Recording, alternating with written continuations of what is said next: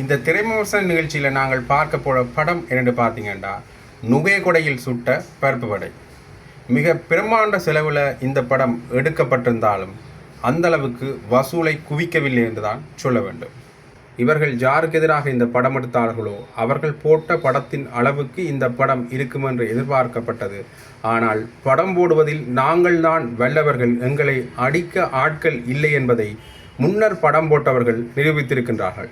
இந்த படம் அந்த அளவுக்கு ஓடவில்லை என்று தான் சொல்ல வேண்டும். ஜல்லிக்கட்டு அளவுக்கு இந்த படம் இருக்கும் என்று எதிர்பார்த்தாலும் புல்லுக்கட்டு அவிழ்க்கும் அளவுக்குத்தான் படம் இருந்தது என்பதுதான் உண்மை.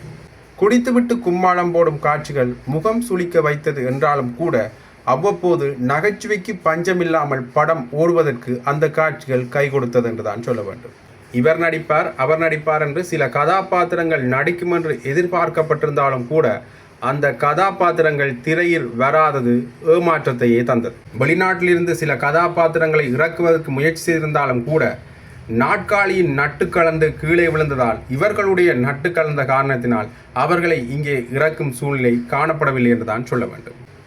ஜனாதிபதி தேர்தல் என்கின்ற ஒரு படத்தில் இவர்கள் போட்ட காட்சிகள் நகைச்சுவைகள் மீண்டும் வந்து திகட்டுவனவாக இருந்தாலும் கூட ஏதோ ஒரு வகையில் படம் முக்கி ஓடி முடித்திருக்கிறது என்றுதான் சொல்ல வேண்டும்.